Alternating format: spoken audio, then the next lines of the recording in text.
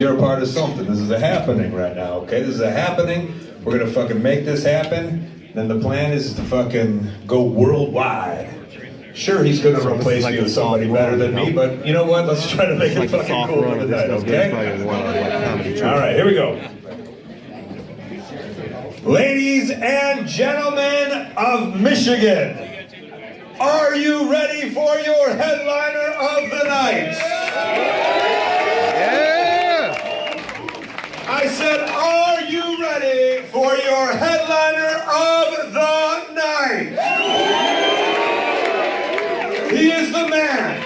He is the myth. He is the reason why you are here. He is the Duke of the Wicked. Please get your whoop whoops ready and put your hands together for the one, the only, Violent J.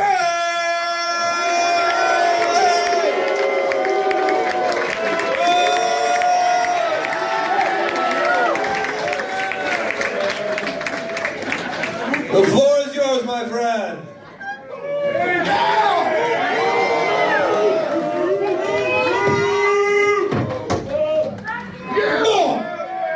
What up, y'all?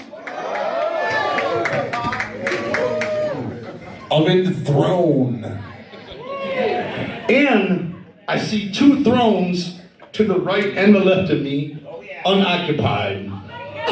So, first thing I'm gonna do is put my boy Colt Cabana on the spot and ask Colt to occupy the throne to my left. Colt Cabana, ladies and gentlemen. Alright, amen. Thank you, Violent J. Royalty. I'm hella nervous. And to employ the chair to my right, my girlfriend offered to sit with me on the stage because I'm so nervous. And I'll explain why secondarily. Sarah Rusi, ladies and gentlemen, come on up, babe. Whoa, whoa. Purely support. Here's the deal what I'm worried about. Okay, it's my first time doing anything like this. And I didn't want anybody to assume I was gonna be up here shucky-duckying. You know what I'm saying? Comedy style.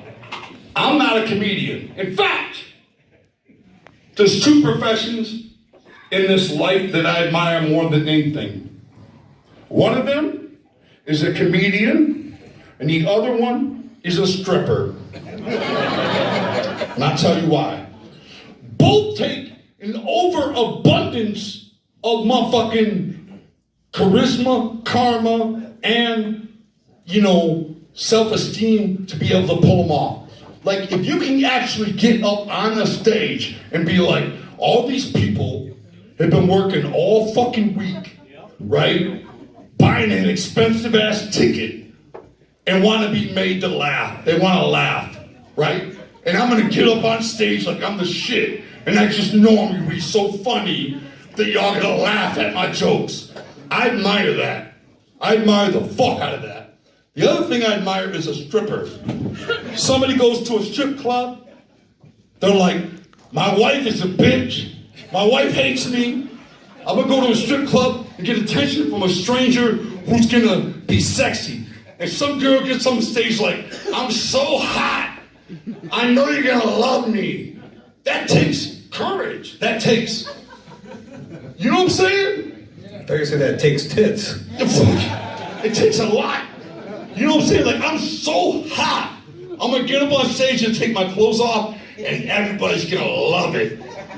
That is something I could never do in my fucking life. Right? I can never assume I'm so sexy that I'm gonna get up on stage and waggle my goods, and everybody's just gonna throw money at me. That is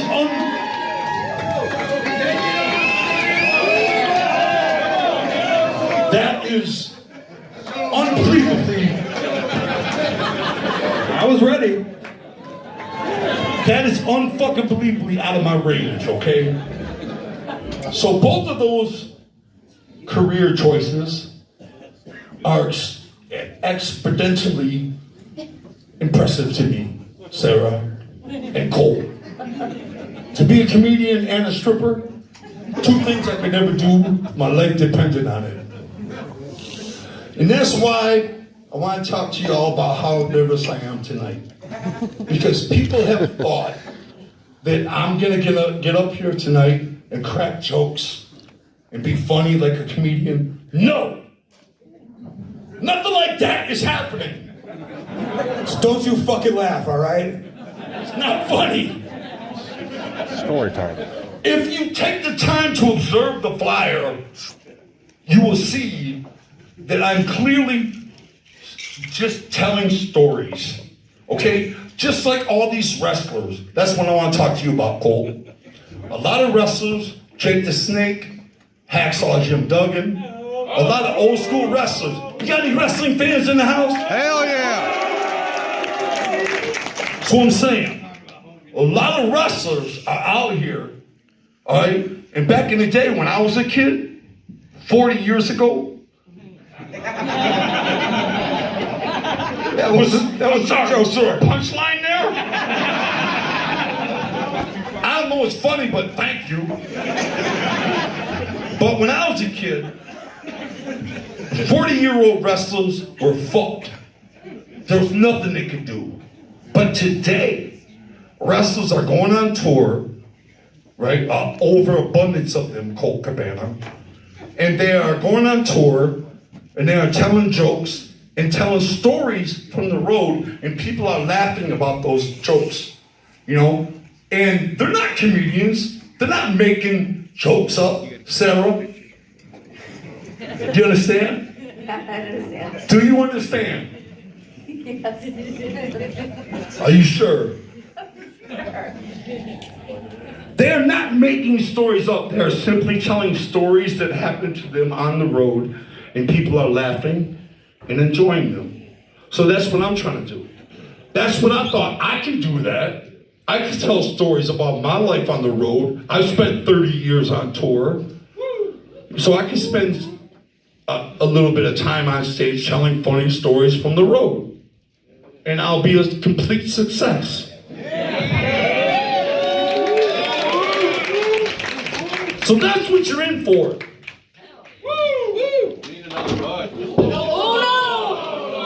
No worries. No worries. It's all good. He also is not going to be stage crew either. Are you drunk yet?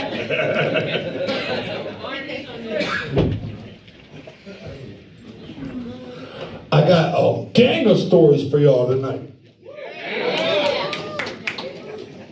Yeah, I'm checking his password right Now, some of these stories might be entertaining. Some of them might not. Depends on who you are and what level of a juggalo you are. Because there's some juggalos out there that might find these stories entertaining, even though there's no punchline to them. You know what I mean? They're still somewhat interesting, is my goal, Colt Cabana.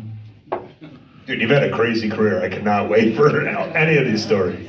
Like, literally, your worst story is fucking the craziest thing that's ever happened in anyone's life. I'm stoked. Well, I'm obviously extremely worried and scared, but we'll get through it, right, Sarah? Why are you scared? Why am I scared? Yeah. Because they're not funny. A lot of these aren't funny. But they're interesting to select juggalos. So if there's any select juggalos in the crowd that aren't looking for funny stories, but are looking for entertaining stories, I mean, like entertaining as far as shit you didn't know, I got you covered. I'll be honest though, before I continue. Obviously, by the way I'm perspiring, I'm extremely nervous and scared because a lot of people called me today and they said, hey, I'm coming to your show tonight. I'm coming to your comedy show. And the more they said I'm coming to your comedy show, the more worried I got, Cole, because I'm not a comedian. In fact, like I said, I admire comedians and strippers to no end because it's something I can't fathom doing. And I've never been able to fathom doing it. But telling stories I can do, and I'm extremely nervous, and I thank you all for coming tonight, for real. Sincerely. Real talk, I've never done nothing like this in my life. ICP ain't never done nothing like this, and I'm really nervous and scared, and I thank y'all for coming, and I hope it works out. I'll tell you what, man, you got the support of this whole fucking crowd.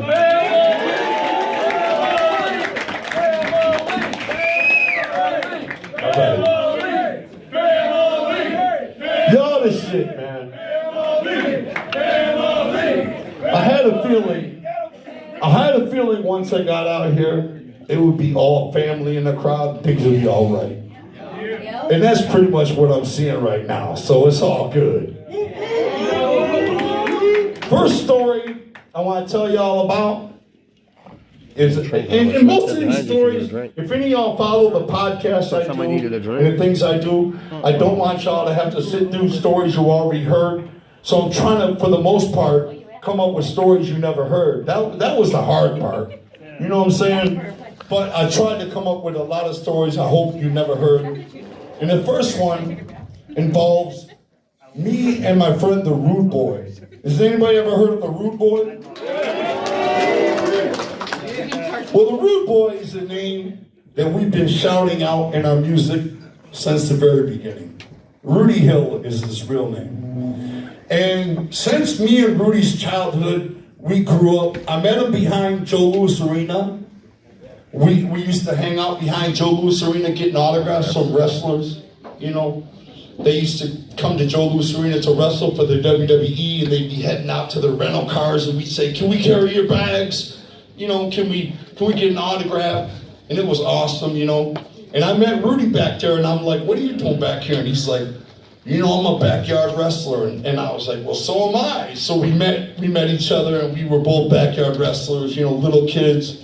And so a couple years later, there was an actual wrestler in Detroit, Colt Cabana. His name was Ricky Cortez, Crusher Ricky Cortez, legend in Detroit wrestling. All right, and Crusher Ricky Cortez was doing a wrestling school. Right, he was having it at like a YMCA or something like that. And me and Rudy went to try out for his wrestling school. And so when we got before Crusher Ricky Cortez, the wrestling legend, the problem was he asked us to take our shirts off. Now I have never took my shirt off in front of another human being in my life. Me and my brother both have never took our shirts off, even at the public pool where you're supposed to take your shirt off. We would give some reason why we can't take our shirt off, and we would swim with our shirts on, you know? Now we know why you'll never be a stripper. That's exactly right. But that's the origin story.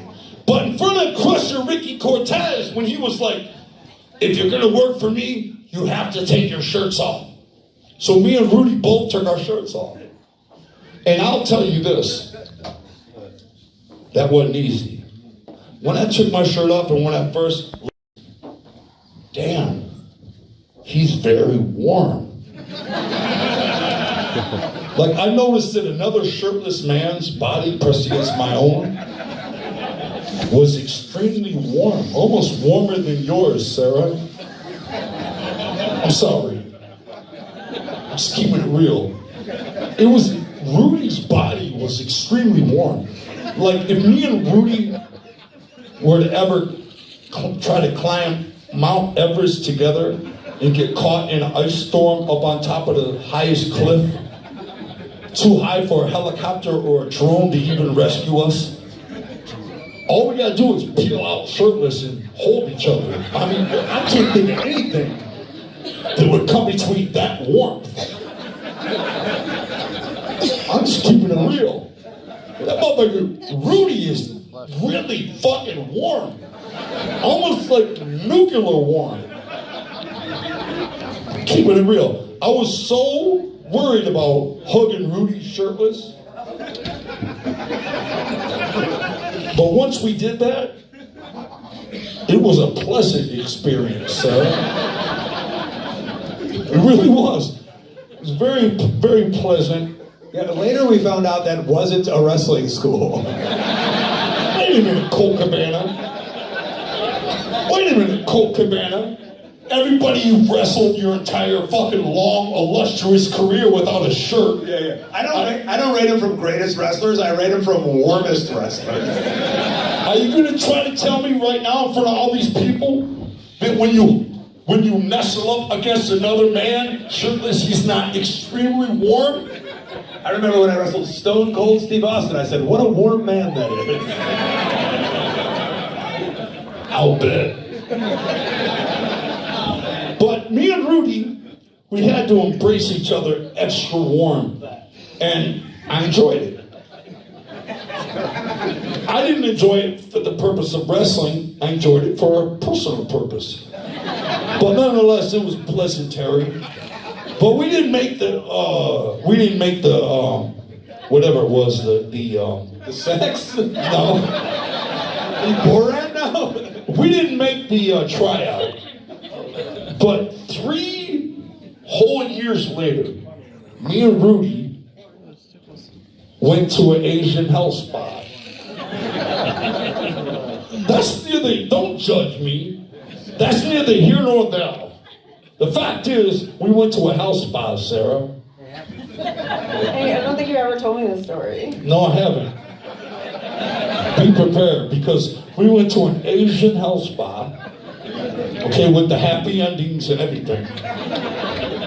And they put me and Rudy in 2 different rooms, right? Opposite sides of the venue. And we were taken apart, and we were happy to strip out of our shirts down to our bare flesh. No problem, thinking we were just gonna be with the masseuse. But they ended up taking us into a side room, and once again, me and Rudy were face to face, shirtless, again. Now, how that even happens once, I'll never understand in my natural life. But twice? That was an extreme benefit. I was extremely happy to see Rudy shirtless again. We embraced. We were going through a hard, difficult time. But, we embraced. Now, Rudy was going to be here to explain his end of the story, but he hugged me. In my head, you both are like in the Asian spot, like half naked, and just like you start locking up and doing wrestling moves against each other. Well, they put us in a room together. I think we were both utterly in shock that we were both in the same room again, shirtless. Again, like this never happens. Like me and Joey, me and Shaggy, we've been afraid of each other shirtless our whole life. But we have never come into a situation where we're forced to be shirtless together. And me and Rudy, of course, were afraid of the same thing. But we have been put in this situation twice now. Wait, I've never been to an Asian hot spa before, so I don't know what's happening. But like, why? In what world is that part of the business plan that they put you in the same room next to each other, half naked or all naked? You don't know, huh? You're clueless, huh? Well, let me fulfill you with the knowledge you seek, Please. okay? The fact is, there's only one girl working the staff, okay? In the front, like they got 9 girls working it. So they're setting everybody up. You know what the fuck's going on, Cole. So what was that Miyagi move right there? And the point is, we ended up together shirtless, with nothing but a towel between our naked penises between us. Alright? And it was the shit. It was actually relieving and enjoyable. Years later, probably 4 years later after that, Sarah, we were arrested on tour for fighting, and we were taken into custody into the county jail of Flagstaff, Arizona, which is up on top of a mountain. And they were assorting the jail scrubs for us to wear. And they put me and Rudy in a room again with no fucking shirt. Now, on this occasion, I just want to make it clear, I was arrested with 11 homies.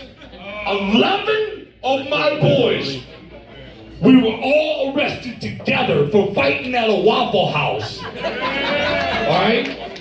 And out of 11 ninjas, out of 11 different ninjas, only one ninja was put in a separate room with me, with no shirt. Again! And it was Rudy and me. And I loved it. That's when I knew, oh, for real, that's when I knew this was meant to be.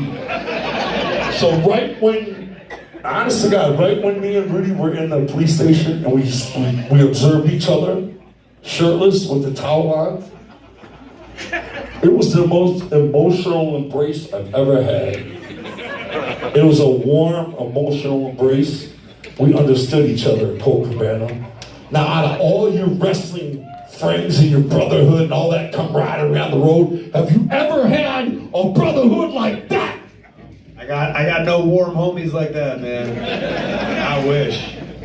I know you said Rudy didn't come here tonight, but like, in a perfect world, he would bust through that door right here with his shirt off.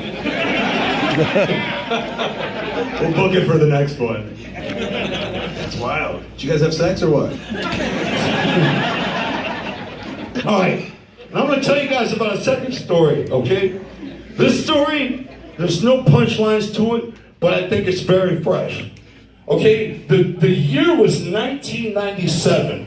Okay, that's the year we had an album out called The Great Malenko. That's fresh to me though, because in case they might remember that and be reminded of it, I think they would be interested to know that was us. And that, like, how many people do you think? Because they were celebrating the Wings winning, right? Yes. So like the streets were so packed. Yes. So basically, your match was bigger than Hogan and Andre in Detroit. Like, there were more people watching you two. Am I right?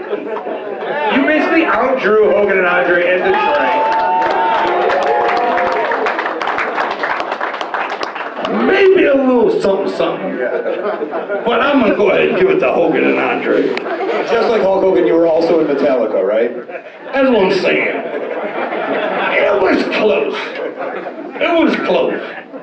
For sure, people like remember those two fucking fucks on like, and now you piece it together. That information needs to get out there. Spread the fucking word. That was ICP on that van in that night. That's right. Fuck you, Steve Eiserman. Violent J's got you. Alright, now I want to tell y'all, I'm going to try to move through these stories quick. I want to tell y'all about the time when ICP was just starting out. There was 3 of us in the group, and Joey's older brother John quit the group, and we replaced him with a guy named Greasy, who was a replacement for the 3rd member of ICP. And we were living with him on the east side of Detroit in the upper flat. And he was like, yo, check out this band I've been checking out. He played us this band called Rage Against the Machine. And we're listening to this fucking CD, right? And it's dum dum, dum dum dum, dum dum, dum dum dum. And we're like, wow, this is very fucking dope. This is undeniably good, right? But we're like, fuck them. They ain't shit. It's good CD, but fuck them.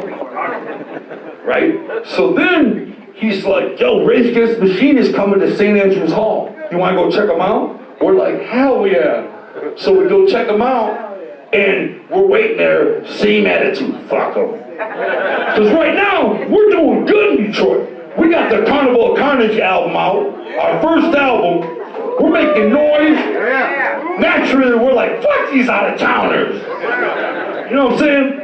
So, we're hanging out at St. Andrews Hall, and Rage Against the Machine comes down from the dressing room. You gotta walk down from the dressing room, past us to get to the main stage, right? And so when the Rage Against the Machine starts walking down the dressing room, me and Shaggy and Greasy were all like this.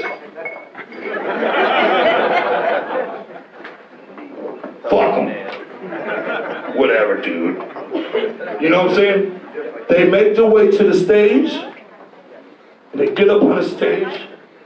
Listen to me, man. They fucking murdered it. Oh my God. They fucking slayed it.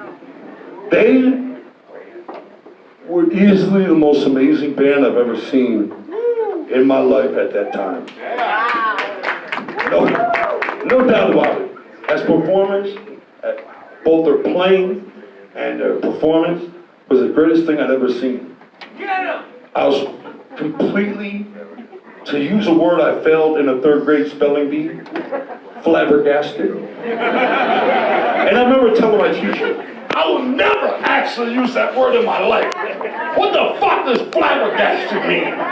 You think I'll ever use that word in my life? And here I am right now, 51. I was flabbergasted. That bitch was right. Yes, my teacher, that bitch. That fucking bitch was dead right. I was totally flabbergasted. And they schooled me so hard that when they came back off the stage to walk up the steps, we couldn't even speak. Like, I wanted to say something, but I was speechless. I was like, I was in awe. I couldn't even speak to them as they walked past me, you know what I'm saying? And I thought that was interesting because look what Rage Against the Machine turned into. Yep. You know what I'm saying? Can we get some love for Rage Against the Machine? Well, just so you know, when they played St. Andrews Hall back on this day, there was maybe 150 people at the venue. There's maybe 150 fucking people there. And I was blown away, more than I've ever been blown away by any performance in my life at that point. So imagine, you know what I'm saying? Yeah, mine at St. Andrews Hall was like a couple thousand. So I know It was 1,000. But only there's only 150 people there at that point. 150 people out of 1,000. Yeah, and It was small ass crowd. I probably should have told you all that. But to give them props, it's an essential memory of my own. Because I remember how fucking floored I was by how incredibly good they were. You know what I'm saying? And I just hope that there's a Rage Against the Machine fan or two in here that can appreciate the story.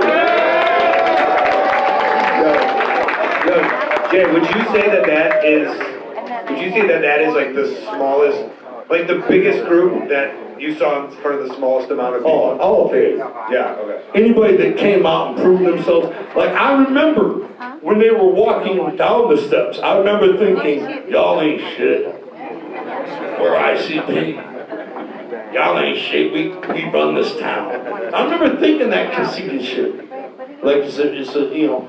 And then I remember when they were walking back up the steps, my inability to speak. You know what I'm saying? And it's an essential story because I've never had another experience like that from a band. You know what I mean? They floored me and put me in my motherfucking place as hard as Rage Against the Machine did. So I give them N's, you know? Because if you don't have heroes in this game, you don't have nothing. You know what I'm saying? It goes for wrestling, it goes for anything. If you don't have heroes that you look up to, then you got nothing. Yeah, for me it's a warm rude boy. No shirt, just fucking hot. I'm so glad you kept it real. Hot magma. Because 9 times out of 10, I'll take a Rudy over a Sarah any day. Babe, 9 times out of 10, not that 10th though. That 10th though, you are mad warm. Babe, I have to pee. Okay. Go handle that, babe. You got that. Tell us how warm the pee is when you get back. All right, I'm gonna tell you another story. Now, again, when I hope to do this appearance today, my thought was I'll be telling stories to juggalos that wanted to hear these types of stories.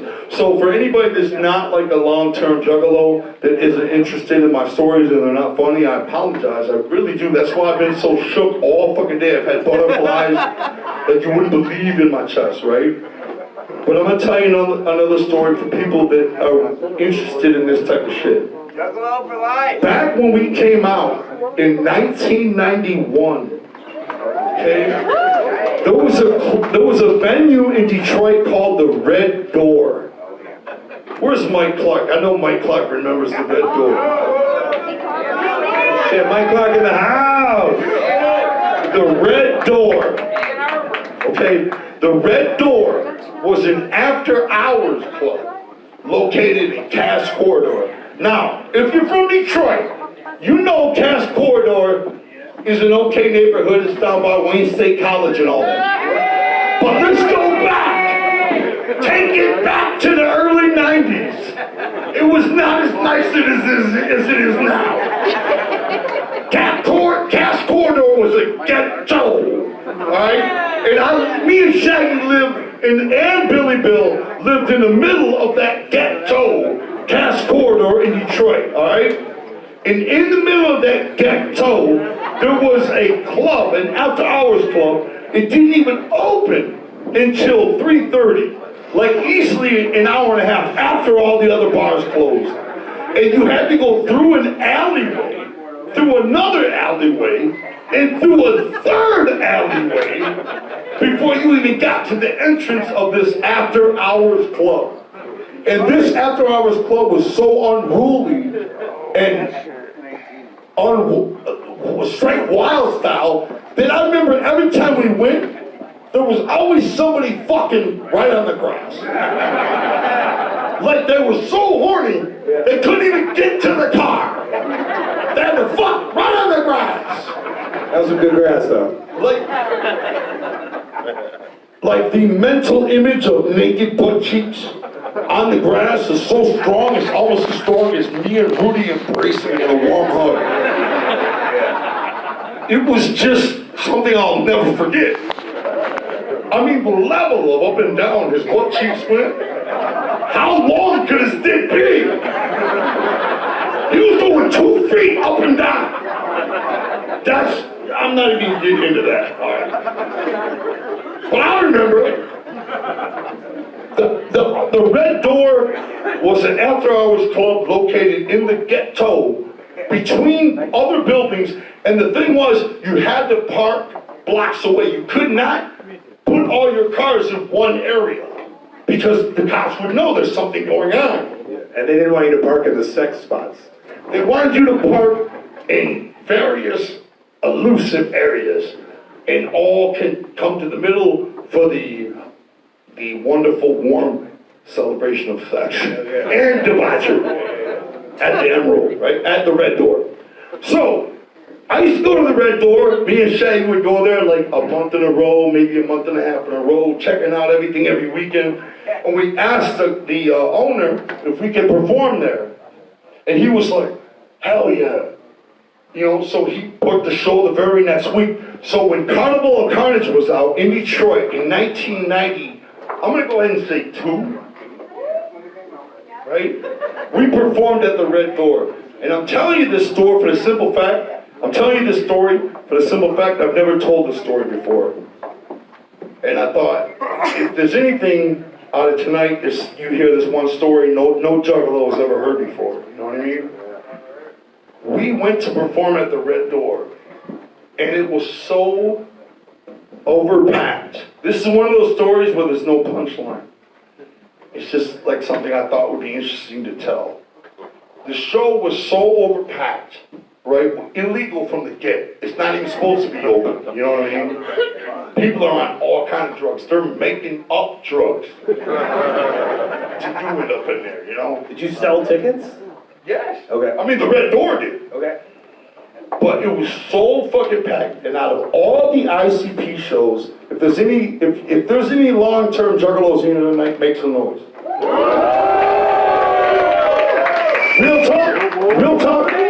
Well, then y'all know then y'all know there's a long history of our shows being overran by fans on the stage and the show ends. Right? Okay, I'm telling you, this night at the Red Door in the Cass Corridor section of Detroit was the first night anything like that had ever fucking happened. We opened with the song Psychopathic from the Carnival Carnage album. And it has an intro, and then it goes into the song. And the excitement and the level of people that were up in that fucking club that night, with the fucking going on the front lawn and everything else, was so dope. And the way you had to cut through 3 different alleyways to get there. And there was guys literally dressed all in black, hoodie and everything. You didn't even know they were there until they stopped you. You know what I'm saying? You didn't even know they were in the alley until their hand physically stopped you from progressing any further. And they were like, pay the money, you know what I mean? You're paying it to a literal ninja. And then you go in, right? And that night we did Psychopathic. And I remember the crowd was so fucking hyped. And it was so amazing the way they stormed the stage and the show ended. One song into it. You know what I'm saying? First song we did was Psychopathic, and that's where it was over. But that was the first sign we ever saw of things to come. You know what I mean? For the long-term juggalos here. That was the first show. And I wanted to tell y'all about that in case y'all ever wondered. What was the first show where that type of anarchy happened? You know what I mean? Where the show ended early because Juggalo stormed the stage. And not out of hate, not out of anger, but out of love. The Juggalo stormed the stage, and the show was called to an end, and nobody was mad. Who made the call? Like, why was it called? Why? Like, it was just like too chaotic that like, and they were up there for another fucking, like, they were just on stage for an hour and a half just fucking around. I just remember because it was literally one of the first shows we've ever done. Yeah. You know, all we had was that first album out, Carnival Carnage. And we actually booked a show, and we were putting flyers out for that week, thinking it was our first show, you know. And nobody even knew what the Red Door was. You had to ask somebody to know where it was, you know. We just said the Red Door, you know, hoping people would ask, you know. And it was just an amazing night. And I just wanted to share with y'all in hopes that it meant to somebody what it meant to us. It's like an amazing night. And if anybody happens to remember what the Red Door was, or if you happen to know somebody that remembers what the Red Door was, it's that much of a more cool story because it was really next level, man. And they stormed the stage, and we ended it halfway through Psychopathic, and we were so distraught from that we didn't get to finish the set. We felt so ruined by that, but come to find out that happens so many times. It became your legacy almost, right? That's what I'm saying. Yeah. Like so many gatherings, everybody will wait all weekend for the final show of ICP at the end of the gathering, and then the Juggalos would just storm the stage 15 minutes after it started. It would be over, and everything was okay. We didn't realize that when this first happened, you know. But that noise being that show being ended like that by surprise, and then like what it did for us word of mouth wise was so awesome that if it would have went all the way through, it wouldn't have been what it was. You know what I'm saying? It wouldn't have been as special as it was, you know. Don't you fuckers even try it. Don't even fucking think about it. Alright, let me tell you about a fresh show we did. One time, and by the way, I'm just jumping through different points of our career. One time, we did a show in Memphis, okay? It was sold out. It was a show in Memphis. It was probably St. Andrews Hall size, 1,000 people. It was sold out. We were super excited to be selling out a show in Memphis. Once again, I'm gonna say it was 97.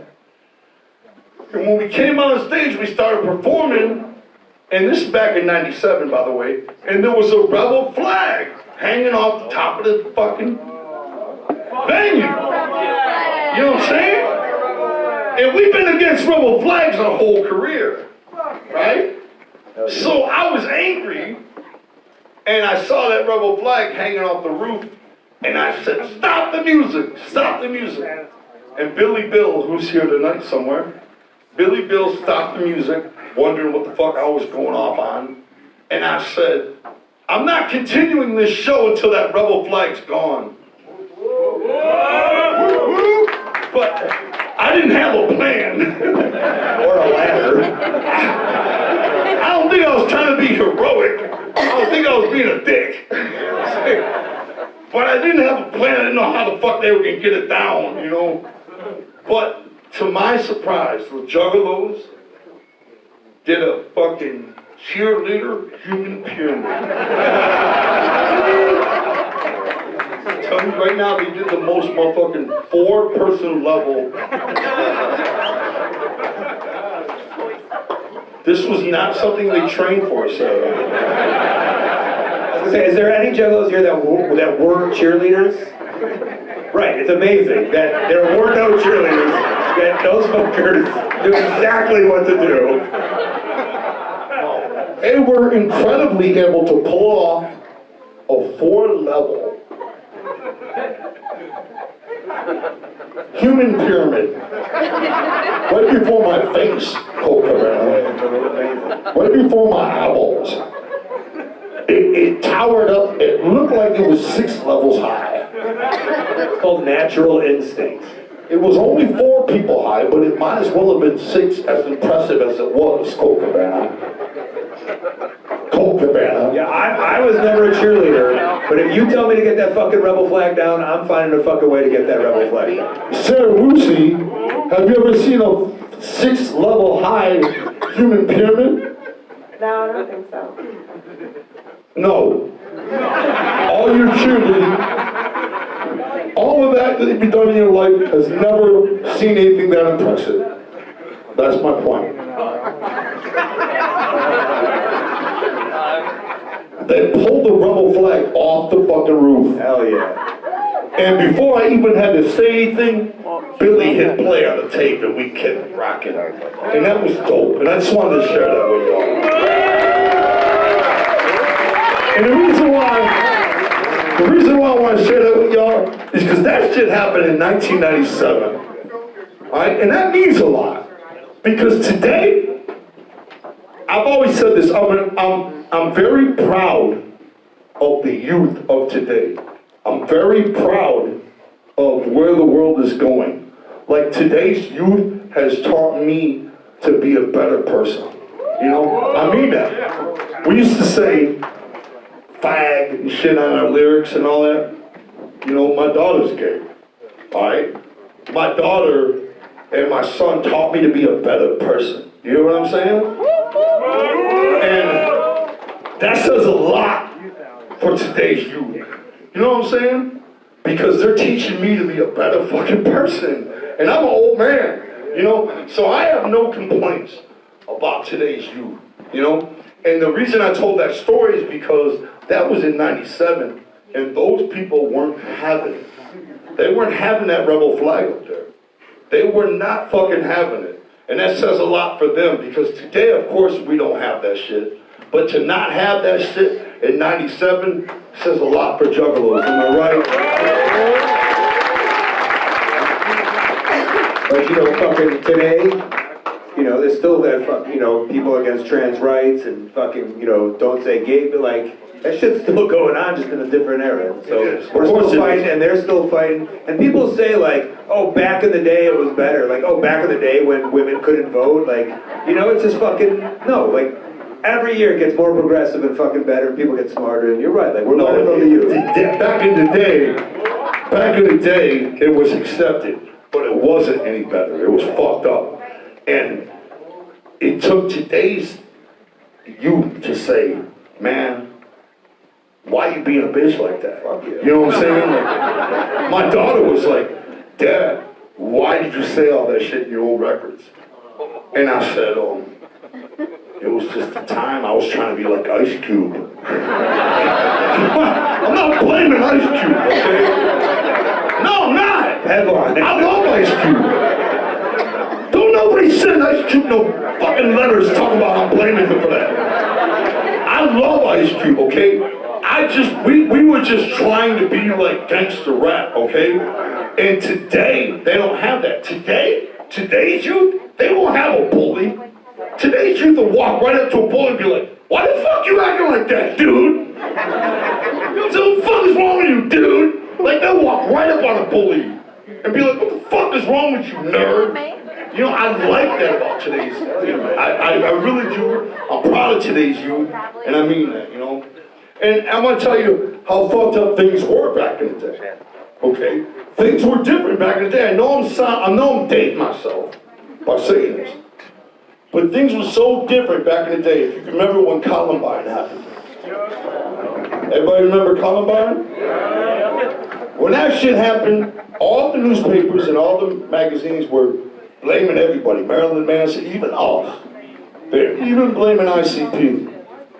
And I thought the better way to retaliate against them blaming us was to say this. And I used to say this every night on tour. I'm not proud of this.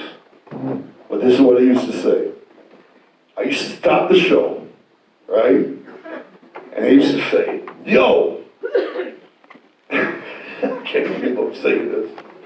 I used to say, yo, that shit that happened in Columbine, they're trying to say that was juggalos that did that shit. And everybody would boo. And I'd be like, but you know what? It's a fact. It wasn't no juggalos. Because if it was juggalos that did that shit, they would have got the whole damn store. Yes, I used to say that, Cole Cabana. Oof, oof, oof. Now, knowing that, are you still my friend? Do you still love me? I mean, I do because you admitted how that was an incorrect thing to say. And you're aware that it was the incorrect thing to say. That's an understatement, my friend. But I've never sat up here claiming to be the shit. I've only claimed to be an idiot. Alright? I'm a clown. I got literal clown paint on my face. That don't say I'm an idiot. What the fuck you want me to let you know? How else can I let you know? I thought it was cool.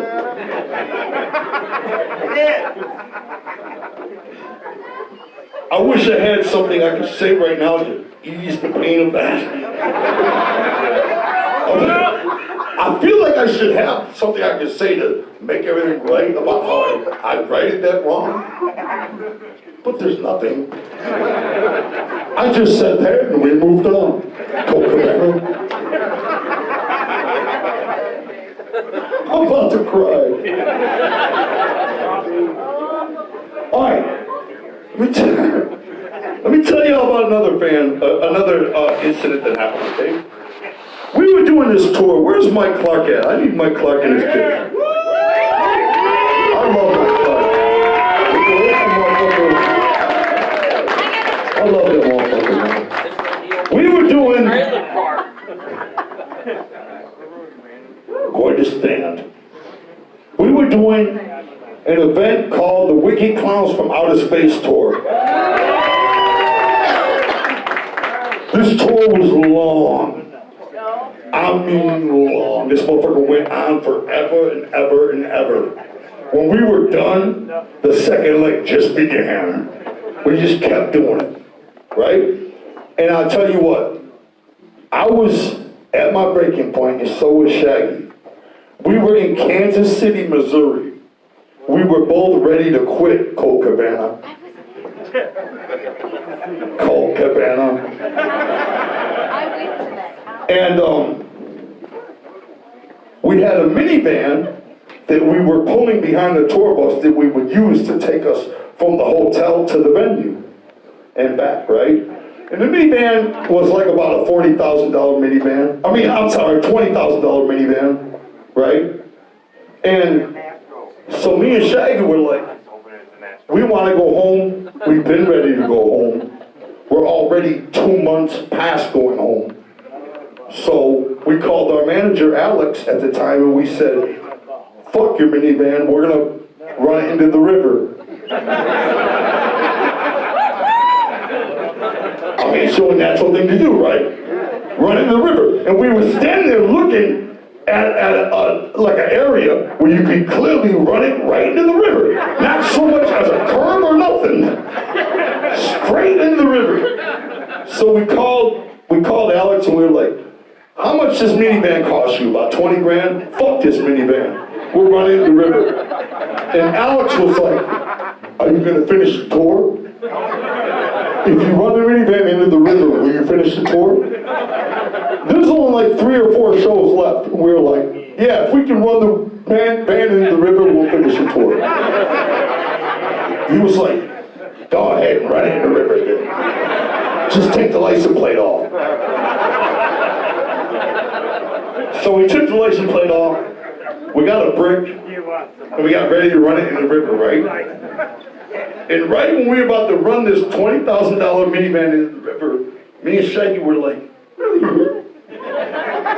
That's 20 grand. It could be in our pocket or the bottom of the river. So we called Alex back. We said, look, if you want us to finish the tour, we'll spare the minivan, but give us 20 grand. Now, I've never blackmailed a partner of mine. But at this moment, it seemed totally okay. It was totally appropriate. So we were like, fuck you, Alex. 20 grand of this minivan is going in the river, and we're not finishing the tour. So he offered us the 20 grand, and so I bought my parents, my mom and my stepdad, 2 watches. But he just gave you the 20 grand. He gave us the 20 grand. Now, the story's not over. He gave us the 20 grand, right, to finish the tour. There was like 3 or 4 shows left. We took the 20 grand, Shaggy spent his 10 grand on whatever. I bought my mom and my stepdad watches. When we were about to run this $20,000 minivan into the river, me and Shaggy were like, really? That's 20 grand. It could be in our pocket or the bottom of the river. So we called Alex back. We said, look, if you want us to finish the tour, we'll spare the minivan, but give us 20 grand. Now, I've never blackmailed a partner of mine. But at this moment, it seemed totally okay. It was totally appropriate. So we were like, fuck you, Alex. 20 grand of this minivan is going in the river, and we're not finishing the tour. So he offered us the 20 grand, and so I bought my parents, my mom and my stepdad, 2 watches. But he just gave you the 20 grand. He gave us the 20 grand. Now, the story's not over. He gave us the 20 grand, right, to finish the tour. There was like 3 or 4 shows left. We took the 20 grand, Shaggy spent his 10 grand on whatever. I bought my mom and my stepdad watches. Probably fake. They wouldn't know the difference. But instead of running the van into the river, we decided not to. Now, when I took the stage that night, I want to tell you something. And again, this is another story where there's no real punchline, but I'm hoping somebody will find some interest in this. You know what I'm saying? Because I think there's a little value and interest in this, because you might wonder why things like this happen, you know? But I took the stage that night, and I remember there was a kid in the front row, okay? This venue was sold out, Copacabana, like the many you've seen 5 nights a week, every week. Packed. The kids up front were literally suffocating. Their arms were pressed against their chest, they looked half dead, you know? And when I came out on the stage, I was super reluctant to take the stage because I was already extremely depressed and going through the minivan thing, you know, I didn't want to be out there no more. We'd been out for literally 9 months at this point. 9 months on tour. All the shows had blended into one, and we just didn't care anymore. And I came out on the stage, all the kids were crushed up against the barricade, and I saw one kid crushed up in the most uncomfortable broken wrist position, but his finger was like this. Like he's all pressed up, it's, you know, fuck you, dude. And I remember thinking, if you're here to see the opening act, they already left. Why are you still crushed up against the barricade? Like, why are you still here just to tell me fuck you? You know what I'm saying? I did not understand it. Like, everybody, all the opening acts already came and went. You're literally right here in the most uncomfortable position I could ever imagine being in. Flipping me off like, fuck yeah, you know, trying to yell it. No, no. I didn't understand it, right? Then, when I started performing, I remember seeing this kid hawk up, and I don't mean to gross anybody out, but he hawked up a loogie. He was like, oh. Spit this wad of something. And I remember it landed on my eyeball. I'm giving y'all the real. He was flipping me off, right? This little club, this little underground club, packed, sold out, hot as fuck, it's like 120 in there. The most uncomfortable position I ever seen a human being in. His finger was upside down. I mean, he flipped me off. And he spit a loogie in my eye, and it hit my eyelid, Sarah Rusi. And I could feel it.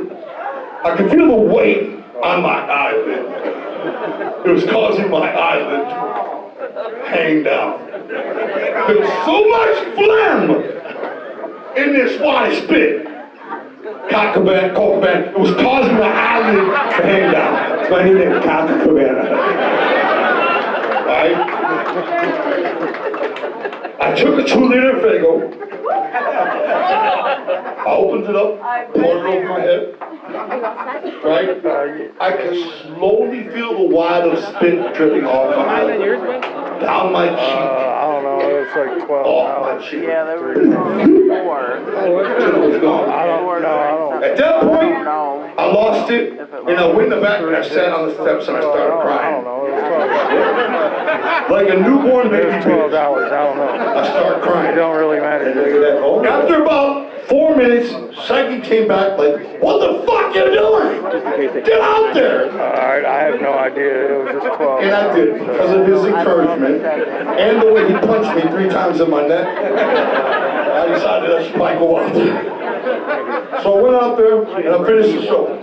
But this is the point of my Yeah, story. just opened it up. This is the interesting point, $12 hopefully, of my story. So, That kid flipping me off, okay?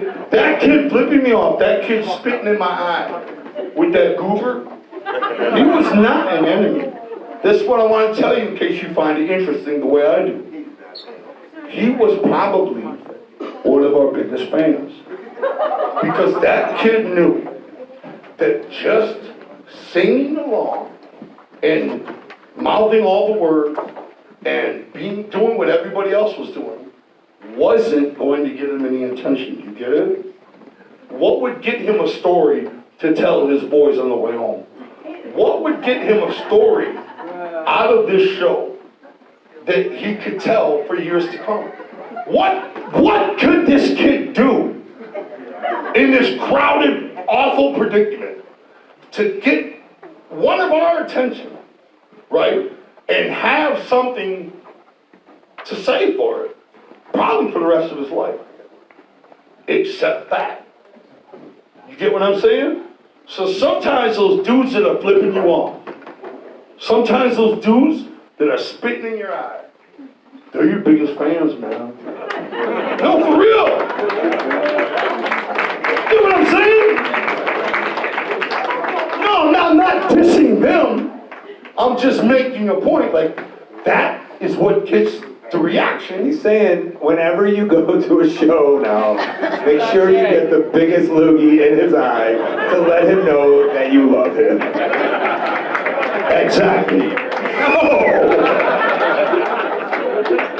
If all you're worried about is a story, that's a sure way to do it. Imagine if you fucking came in his eye.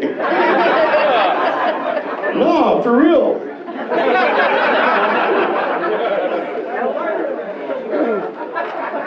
All right, I want to tell y'all about another freshness. I hope I'm not. Where are we at in time? No, don't worry about it. Okay, I just want to make sure I'm not. Okay, this story. A lot of y'all might not understand the freshness of the story, because I realized that over the years, as I've told personal friends this story, some people don't understand the freshness of it. I was married for a while. You know what I'm saying? I was married for like 6 years of my life, 7 years of my life. And although unhappily, I was making best because I had 2 young kids at the time. You know? And I was thinking through, you know what I'm saying? And we watched the E! Channel. Does anybody remember the E! Channel? Yeah. Entertainment, whatever. They had this special on the E! Channel about the top 10 hottest nightclubs in America. The top 10 dopest nightclubs in all of America, where you've got to be somebody to get in. You know what I mean? Like they got the, you get what I mean? They got the line lined out, and they got the bouncer with the velvet rope. You can get in, you can't get in. You get what I'm saying? And they went through these 10 posh-ass, bomb-ass nightclubs, all the way to the #1 most popular club at that year. And it was a club called RA, R-A, which was located in the Luxor. You know what the Luxor is in Vegas? The pyramid? With the spotlight on the top? You guys don't know what I'm talking about? You know, the pyramid built by the juggalos to get the flag down. No juggalos about it. This was the hottest nightclub in America. I'm talking about you could be motherfucking... Who's hot? I don't know who's hot. You could be Kanye West and still have trouble getting in. As a Jew, I don't think he's that hot. You get what I'm saying, all right? Exclusive is what this program was making that club out to be, right? So me and my wife at the time, we were like, man, let's try to go. Let's try to go, you know? We don't know anything about that life because that is just not who we are. We don't go to clubs like that. We don't associate like that. We don't use our whatever type of fame or anything we think we might have to get into places like that. We've never done anything like that. So it was funny to hear the hottest nightclub in America and be like, let's try to get in. Let's give everything we got and see if we can get in, you know? So at the time there was these jeans called Iceberg, and they were like the hottest jeans you could get, you know? It was like $500 a pair of jeans. So I got the Iceberg jeans and Iceberg jean jacket, and I got the shoes, and I believe she got like an Iceberg dress on. We were looking fresh with the Iceberg Coat Cabana, and we went to Vegas. Caught a flight to Vegas to the RA nightclub. And there we were at the Luxor, and we saw the line. The line went all the way through the entire casino. The line to the club just never ended. It just went forever. And so there we were looking at this endless line, and we were like, now what? You know what I'm saying? She was like, go up there, tell them who you are. And I was like, what the fuck? I didn't tell them who I am. You just stole us out if I tell them who I am. She was like, just go, try it. What the fuck you come here for? Go try, you know? So I was like so afraid to tell this guy who the fuck we are, because we're the most hated band in the world, you know? I was terrified. So I walked up to the guy and I was like, hey man, if I was a person able to get into the club, like credential-wise, am I at least wearing the right thing to get into the club? He was like, no jeans, no gym shoes. I was like, what? He's an Iceberg with the gym shoes. What are you talking about? I thought he was bullshitting me. He was like, I don't care who you are, no jeans, no gym shoes. I was like, so wait a minute. If I was Anthony Kiedis from the Red Hot Chili Peppers, rocking this outfit, you're not gonna let me in? And he was like, well, if you were Anthony Kiedis, yeah. And I'm like, well, what the fuck? He's like, you're not wearing the right shit, you're not getting in. You're not Anthony Kiedis either.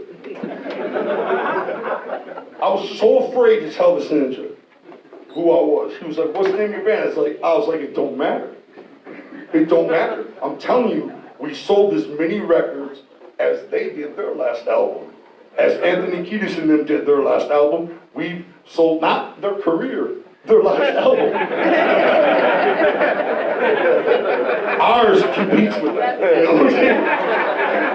Yes, their last album was a flop, but ours can hang with it. And they were just like, depends on who you are. And I was like, it don't matter. I was so ashamed to tell them who I was. And I'm serious, it was a different time. And I finally was like, fuck it. My wife was getting mad, everybody was getting mad, and I finally said, Insane Clown Posse. That dude looked at me. He said, are you for real? And I said, yeah. And he said, hold up. Hey, Jack! And his boy came over from 10 feet over, and he was like, this dude says he's from Insane Clown Posse.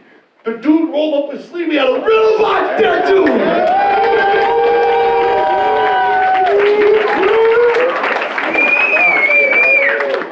The hottest club in America! There was a gentleman working the door.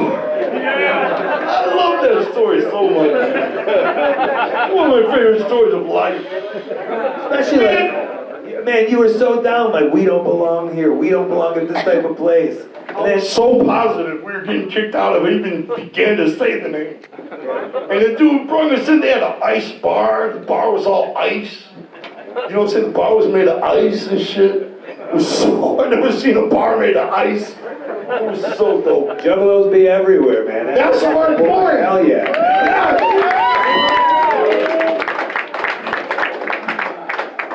I want to tell you guys about something fresh too, okay? There was a point in our career where we were doing a show called Insane Clown Posse Theater. Oh, yeah. And we had like a TV show on the Fuse Network, and we had Greg the Hammer Valentine with us doing this show, you know? And the thing was, we were filming in New York, right? So the limo would take us to this area in the Bronx every morning. And we would get out of the limo to go film, you know? And next to where we got out of the limo, there was a construction work where they were literally building a building. Like a skyscraper, you know? And I remember, if anybody here happens to know who Greg the Hammer Valentine is, Greg the Hammer Valentine is an old school WWE wrestler whose fame, whose fortune, and whose everything comes from his days selling out Madison Square Garden in Manhattan and appealing to these New York fans, you know? And I just wanted to share with y'all, every morning we'd get out of the limo, right? And you would hear all this yelling coming from the construction zone next to us. And it would be all these construction workers on all the buildings going all the way up. And they would be yelling, Hammer! Hammer! And here's me and Shaggy and Clown Paint and shit. They wouldn't give a fuck. They were screaming for Greg the Hammer. Because they grew up watching the Hammer at Madison Square Garden. You get what I'm saying? And I told myself I would tell you all that story because I think it's fresh. And the look on Greg the Hammer's face every morning when we got out of that limo and all those construction workers be yelling his name was worth the price of admission alone. I'll tell you that. I mean that. You probably couldn't believe it either, right? It was great. And it was just very, very fresh. Shout out to the Hammer. Fuck yeah. Shout out to Greg the Hammer. Yo, he's got fingers like fucking sausages, that dude. I don't know if you ever shook his hand before. So we've been around wrestling our whole life, you know what I'm saying? And we ended up in the WWE. Does anybody remember that? Yeah. And I remember the first time we ever got to WWE, I remember we needed a dressing room to put our face paint on. You know what I'm saying? And there was nowhere to put our face paint on. And so they put us in the dressing room. The only other people in the dressing room were Stone Cold Steve Austin and The Undertaker. And they were going over their match for Highway to Hell. SummerSlam 99, I believe it Are was. you trying to say that the wrestlers talk with each other before the matches? I am. Kayfabe! No. Kayfabe! It was such an overwhelming experience to do that. I mean, our first time, like, you know, I used to wrestle as Corporal Daryl Daniels. My brother was in the Army at the time. He was in the war, Desert Storm, and he used to send me home desert BDUs, which are desert camo, from that he was assigned. And he would send the extra outfits home to me, and I would wrestle in them. So I would say I was Corporal Daryl Daniels, and I was a wrestler, but I had a mullet. And nobody in the military had a mullet back then, except me. But I used to wrestle as Corporal Daryl Daniels, and that's how I got into wrestling in the independent scene, way before rapping or anything like that. So to get into the WWE and be immediately placed in a dressing room with Undertaker and Steve Austin was just something I'll never fucking forget. And another thing I'll never forget. My boy, the Rude Boy, which I spoke of earlier, I met the Rude Boy behind Joe Louis Arena. Because we'd go to Joe Louis Arena every month to see wrestling, and the wrestlers would come out of the back to head to the rental cars off to their hotel. But we would offer to carry their bags and get their autographs and all that shit, and we would get to meet these wrestlers. It was like a dream come true as a little kid. So years and years and years later, when me and Shaggy actually found ourselves in the WWE, right? We actually came to Joe Louis Arena. It's unfucking real. And we were so fucking excited to be there. And we went to the same door that we used to go out of. You know, the wrestlers used to come out of and see us standing there. You know, to offer to carry their bags and ask them questions and shit. And there was no dreamers out there, Cole. Oh, really? Where are the fucking dreamers? No. When we were out there, there was nothing but dreamers out there. Where are the fucking dreamers? They're all wrestling on top of the vans in the parking lot. Perhaps. Yeah. That's the only example I would accept. Because other than that, I don't know where all the dreamers Yeah, were. you two probably walked right out the door being like, yo, we're gonna make some people's days just like when we were a kid. And it was fucking That was our empty. point. Oh my I god. wanted to be so cool. I wanted to bring them into the venue. You know what I'm saying? Be like, come on in, you're with me. Come on in. Here's where Undertaker and Stone Cold are calling their matches at. True life, man. Yeah. The thing about WWE that Joey hated the most, Shaggy, was wrestlers, Cole Cabana, not to put you on Front Street, All good. but wrestlers have no problem with their dick hanging out. Dick swinging. A wrestler will talk to you about, hey, is that a Starbucks you're drinking? What is that? With their naked dick swinging. Like you're not supposed to notice their dick swinging. They're talking to you about something irrelevant like Starbucks or what you paid for a Slurpee, and the naked dick is swinging. All right? Why is it that if you're a wrestler, it's totally okay to be asshole naked while you're having a regular conversation with another wrestler? Explain that part to me. Like, when we wrestle, I mean, we're basically naked anyway, so, I mean, you know, basically like they're just warm dudes on each other. Might as well go the extra length. And by extra length, I mean my penis. Well, people want to know often why I'm still involved in wrestling and Shaggy isn't. That's the reason. There's so much naked nudity in the wrestler's dressing room that they will literally come throw their dick over your shoulder while asking you if they can get anything for you from the bar or whatever. Like, it's literally no problem to pull their dick and put it in your hand and say, hang on to this. You know Jake the Snake's snake? That wasn't a snake. Well, explain this to me, Cole Cabana. He painted it green. It was. So I know you've been in the WWE. How is it that me and Shaggy have seen Jerry the King Lawler's naked ass more times than he's been naked around us? You're just lucky, dude. Consider yourself blessed. Well, consider yourself blessed to why Shaggy won't fuck with wrestling no more. Because there's been so many times where Shaggy's been digging through his bag and they've been like, yo, your boy wants to tell you something right around your corner. And it would be Jerry Lawler's naked ass. Like Jerry Lawler's naked ass is never across the room. It's always right there. I'm not saying nothing that ain't true. It ain't like him doing a practical joke. It's just, he's going about life, right? Well, that's speculation. Because, like I said, if he was going about life, his naked ass would have been exposed every time he was changing into his wrestling trunks.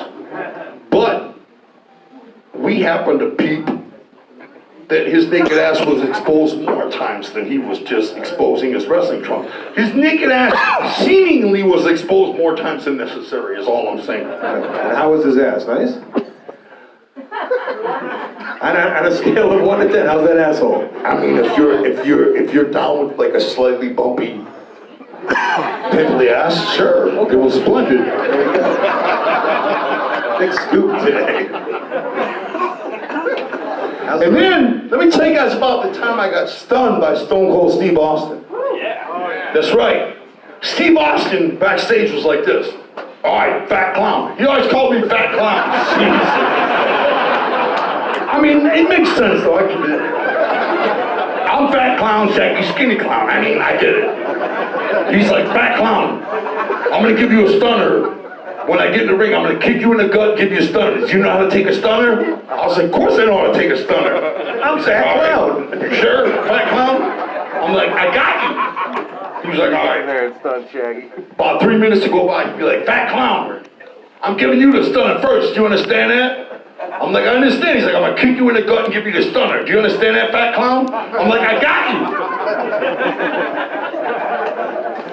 He was like, all right, just making sure, because I don't know how much y'all know about wrestling and shit. I'm like, I got you. Then he was like, fat clown, do you know how to take a stunner? I'm like, I know how to take a stunner. He's like, because I'm gonna kick you in the stomach and give you a stunner. Then I'm gonna give Skinny Clown a stunner. He wasn't even talking to Shaggy. Like, Shaggy didn't need any instructions. Like, Shaggy just knew already. I needed all the instructions because I'm fat. I don't know, but he just kept telling me, you know what I'm saying? So I'm like, all right, I got you, dog. I got you. Then we go out there, and what's the first thing he does? He kicks Shaggy in the stomach and gives him a stunner. The fuck? I don't know if he was ribbing me. Maybe Shaggy just looks really fat out there. But and then when he gave me the stunner, I took the worst stunner anybody's ever took in the history of stunners. It was the worst looking stunner anybody's ever took. There was literally no art to selling it at all. I didn't sell it at all. I fell for real. Like, he gave me a stunner. And when I fell to my knees, I didn't sell the actual stunner at all. I just fell to the floor. What did he say to you afterwards? Thankfully, we avoided him. Right. As a matter of fact, that's actually when we left the arena. Right after the stunner, we left the arena because I knew I didn't want him to be mad that he kicked me first. I thought he would have said, "You were in the wrong place, fat clown. I told you I was gonna kick you." I didn't know. So we ran off like baby bitches. I don't get yelled at by Stone Cold Steve Austin. I'm just gonna leave. But I will tell you this. Going to WCW was a huge relief from WWE. Going to WCW was the best thing in the world. Does anybody remember what I'm talking about? Yeah. WWE, we had a lot of heat, which meant a lot of wrestlers didn't like us, but in WCW, it was different. We had a lot of love. And when we got to WCW, the first time I ever walked in the dressing room, we kept telling each other on the way there, we're not gonna have no heat. We're gonna be cool with everybody. No matter what anybody wants to do, we're gonna be down. We're gonna be nice. We're gonna shake everybody's hand. We're gonna be cool, So I walked into WCW dressing room the very first time, and Disco Inferno First thing that happens, like literally the second I walk into the dressing room, like the door isn't even shut yet, and Disco Inferno tosses me a bottle of baby oil. Yep. And he's like, will you get my back, bro?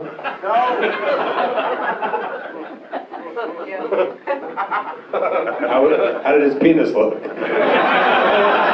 All I know, speculation has it, when you're on steroids, your back is really bumpy. And his back was like an off-road four-wheeler track. Like Jerry Lawler's asshole. I didn't know. I wanted to be cool. I wanted to be one of the boys. I wanted to be part of the family. So I lathered my fingers up and I began rubbing his back. I couldn't help but notice the enormous steroid bumps in his back. I'm speculating, by the way. Allegedly. You understand that's speculation, right? Yes, sir. On my behalf. I have no factulation, only speculation. But the bumps were big and atrocious. Nonetheless, I lathered them down. And it took me about 10 minutes to realize the entire dressing room was all staring at me, laughing at me. So that was my welcome into WCW. Disco Inferno had an incredibly lathered back. Baby oil splendor. All he needs. And our reputation was ruined forever. You were the back oil guys now. I was the back oil guy. Right when I walked up. Like literally, I don't even know how he seen me coming in that quick.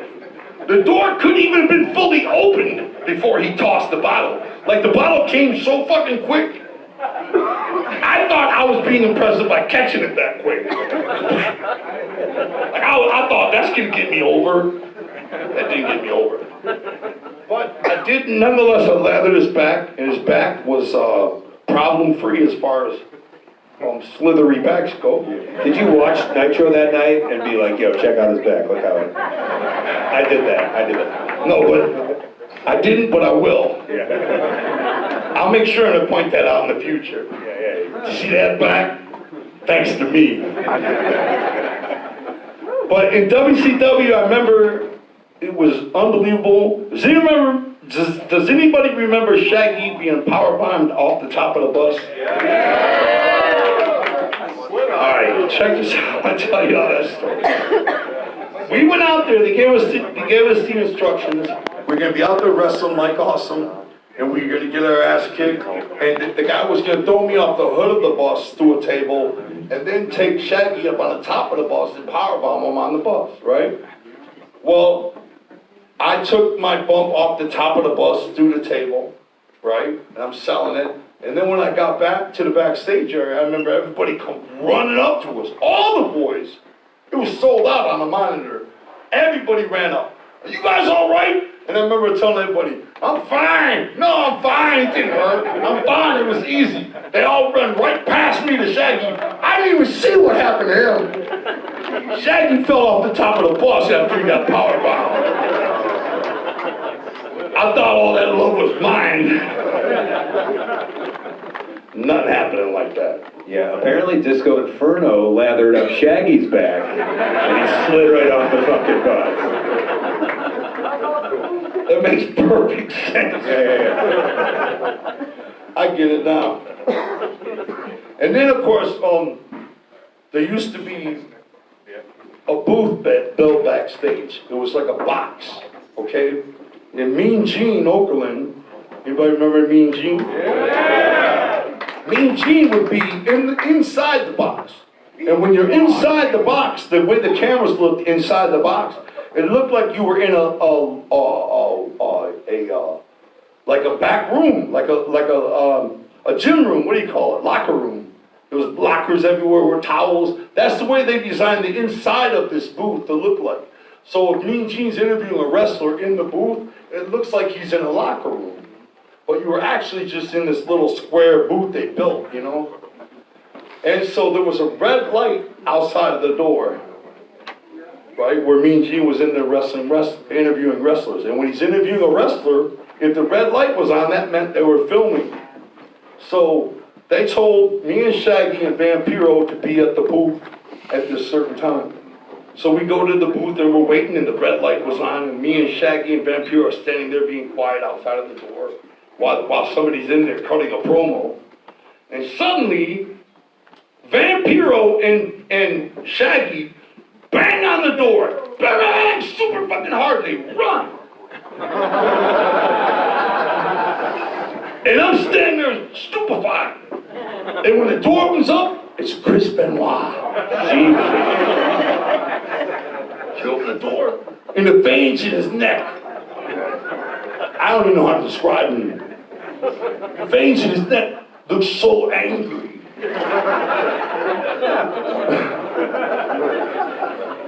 Whatever amount of steroids that ninja was taking, I guarantee you 90% of them went to his neck. His neck. That was the most scariest thing about him was his neck. I was just looking at his neck. I wasn't even looking at his face. His neck just looked offended. And he opened the door and he stuck his face right in my face and he was like, "What the fuck are you doing? Clown!" His neck was just pulsating. And the fear I had in Chris Benoit, and mind you, this is before he killed his family. Rightfully so, rightfully so. I just want to make this clear. This is before he killed his family, you know what I mean? But I had a feeling. Yeah. I knew still something scary about him. Your intuition was 100% correct. He was still the rabid Wolverine, goddammit. You know what I'm saying? I'm well aware. I wasn't not scared. I was scared waiting. He didn't have to do that to make me scared. He later proved everybody right how scary he is. I was already sold. As you should. Alright? This motherfucker was like, "What are you doing? Come on!" His neck was breathing. And I couldn't do nothing but snitch. I was like, Shaggy Two Dope, Joey Usler, and Vampiro, Ian Hotchkiss, both banged on the door and ran off. I just tried to snitch in any way I could. I was doing everything but sending IDs, you know? It was absolutely fucking horrifying. I can't believe those two guys are still alive. And another thing they did to me, we were doing a skit, shoved me out, and I banged right into Goldberg. Like he shoved me out as a rib, as a joke. Like that's funny or something. So I banged into Goldberg, and Goldberg and Chris Benoit have a lot in common. They're both extremely intense. I know Bill Goldberg's son is still alive. Maybe Goldberg's not as intense. I hear you. It's a little different. I agree with that. A little bit of a difference. I agree with that. Alright. Goldberg is not quite as tense as Chris Benoit, but you couldn't tell my pussy that. Because I was deathly afraid, okay?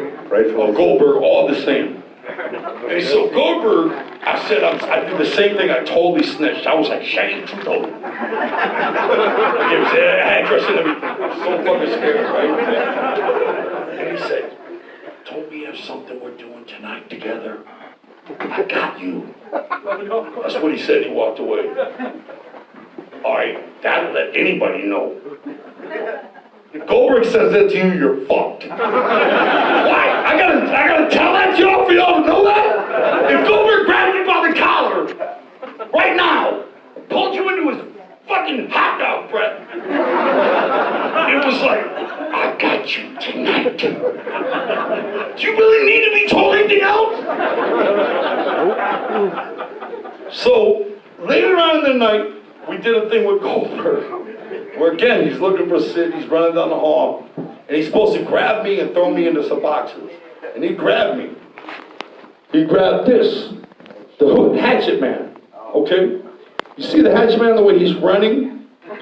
The Hatchet Man was not running after Goldberg grabbed him. The Hatchet Man's limbs were bent up. Half the diamonds were popped out of it. I remember walking up to Goldberg and being like, look what you did to my charm. And all he did was laugh. What am I supposed to do after that? I just laughed too. I was like, you got me. What the fuck am I gonna do? Get in his face about it? Yeah, so I've been there with Goldberg. But I'm still proud of that moment, you know. And I'm proud of all my wrestling moments, you know what I'm saying? And I want to tell y'all about, we got one last good one in there. I want to tell y'all about, well, let me just tell you this little side story. This has nothing to do with nothing we're talking about. But me and Shaggy were doing the autograph session at the gathering last year, just recently. And this dude came to the gathering. Now we're sitting at a table, okay? We're sitting at a table, we're not looking, we can't see anybody below their waist. This dude comes up to get our autograph and he's like, I walked here from Portland. Right? Now the gathering was in Ohio, I think. And he's like, I walked here from Portland. We start laughing at him. Sure. Right? When he walked away, it looked like his shoes, it looked like he was standing on a nuclear bomb when it went off. I'm not kidding. His feet were burnt and blew out halfway up his pant leg, like it was shredded right here. It looked like he walked from Portland. I just thought that was interesting. I just wanted to share that. He walked from Portland, y'all. And about a year ago, before I went to, about a year ago exactly, I had a little trauma happen in my life, and I went to a trauma center. Anybody know what that is? It's like where you go to deal with trauma, you know, like heavy trauma, right? So I go to trauma center, and guess who's up in there? I meet, and I think Mike Clark will appreciate this, I meet a guy named Mike Gibb, who's Barry Gibb's son from the Bee Gees. Anybody know who the Bee Gees are? Can you get no love for the Bee Gees? He told me something funny. This is Mike Gibb. Barry Gibb's son is up in there, right? And Mike Gibb told me, he said, first he told me who his dad was, and I was flabbergasted again. Spell it. Again, that fucking word came back. I found myself flabbergasted yet again. And I said to him, I'm flabbergasted. And he said, well, my dad is a very famous man. He said, my dad went to a bar in the 90s and they were having a Barry Gibb look-alike contest. His dad, Barry Gibb, went to a Barry Gibb look-alike contest. And he came in third. How the fuck does that happen? If I was Barry Gibb, and I went to a Barry Gibb look-alike contest and came in third, I'd be like, fuck that trucker from Omaha, and that chef from Poughkeepsie, and whoever the fuck else came before me. I'm Barry Gibb, goddammit. I just thought that was incredible. Yeah, I feel like those two dudes are really good-looking dudes. Hey, Barry Gibb and his son Mike Gibb, very handsome dudes. I can hook you up if you need them. Please, yeah. But I'll tell you this, it was really cool meeting Barry Gibb's son and having that much in common with him, you know what I mean? And he told me a story, and I hope you guys appreciate this. You have to understand Snoop Dogg to understand the freshness of this story. But he told me a story about how he had a friend of his who's a multi-millionaire and was having a bar mitzvah, right? And they were having a bar mitzvah in Miami at this big nightclub, and they booked Snoop Dogg to perform for the bar mitzvah, okay? So Mike Gibb is at his bar mitzvah with Snoop Dogg performing, right? And he goes to the promoter, and the promoter says, hey, do you want to meet Snoop? I'll take you back to meet Snoop Dogg. So he takes Snoop Dogg to the back room, and he's waiting to talk to Snoop Dogg, but Snoop Dogg is having an argument with the manager of the hotel that this venue is at. And the hotel is telling him, you can't smoke weed, Snoop. You can't smoke weed here. I know you're the featured act and everything, but you can't smoke weed at this hotel. So Snoop Dogg's listening to him. Meanwhile, Mike Gibb, whose bar mitzvah it is, right, fires up a blunt right behind him. So, and Mike Gibb's got his 2 kids with him. 2 little kids, like a 12-year-old and a 9-year-old. Fires up a blunt and starts smoking it. So the hotel guy smells the blunt, right? Looking around, and then Snoop Dogg smells the blunt and looks over at Mike, and they all both look over at Mike, and Mike's hitting the blunt right in the guy's face, right? The promoter from the hotel.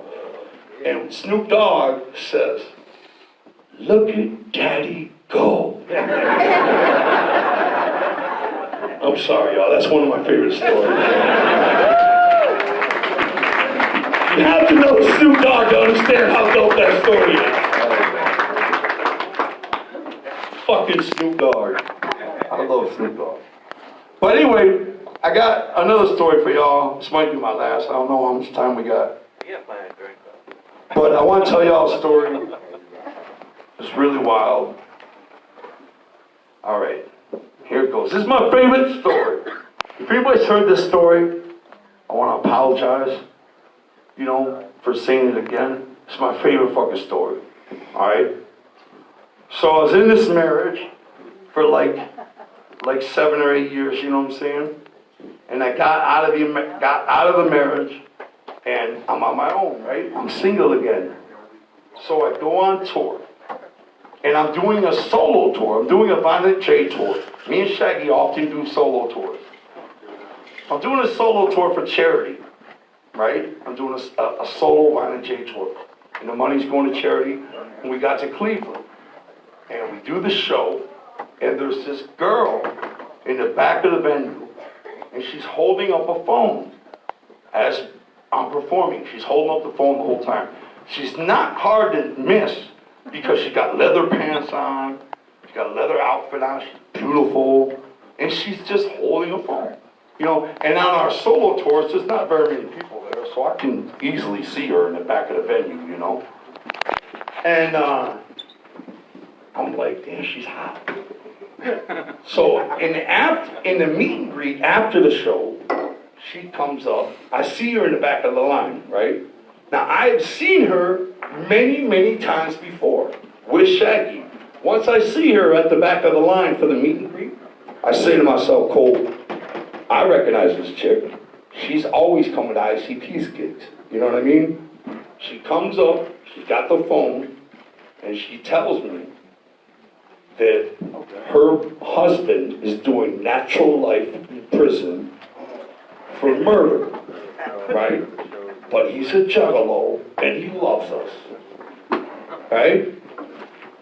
So right off the rip, I'm like, what the fuck do I say to this ninja? She's like, can you talk to him? Can you give him some words of encouragement? What do you say to a ninja doing life in prison for encouragement? Look, I'm a rapper. I'm not a counselor. I don't know what the fuck to say. All I do is rap. It's so easy to rap. All this other shit people expect you to know how to do, no, you don't know how to do it. Rapping is fairly fucking easy. So, I get on the phone with him, I'm like, hey, bro, keep your head up. You never coming out? Your wife's fine as fuck. I ain't know how you landed her, but be strong, dude. I don't know what to say. All I wanted to be was like, fuck you, dude, you killed him. I'm gonna keep it real. When she told me he stabbed somebody to death, my first thought was, well, stabbing's a pretty personal way of killing somebody. I mean, usually they can tell if you actually did it. Today, with DNA and all that, they usually know if you did it. You know, like if you got stab wounds on your hands from stabbing them and shit, and your blood is all over their blood and shit, usually they got a pretty good idea who did it. In 2023, you can't just stab somebody and get away with it. That's my thinking, right? So I just wanted to be like, fuck you, dude, you did it. Sorry, I know I'm coming off as an asshole. But Hey, you're the asshole. I'm just keeping it real. Not the man in prison who murdered somebody. Come on. Oh, you're just innocent too? Now that you happen to be doing natural life in prison, but you're innocent too? Fuck you, dude, you did it. So after the concert, we're driving, I'm talking to my brother Rob. Anybody know my brother Rob? Me and Rob are talking, and Rob's like, don't you dare say nothing to that girl, Joe. Don't you dare say anything to that girl. Those people love you.